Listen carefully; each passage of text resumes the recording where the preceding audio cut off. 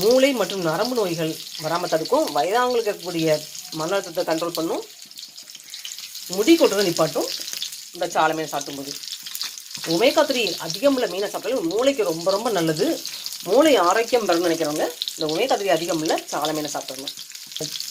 மீன் roast ஆகிட்டு திருப்பி போட்டுடலாம்.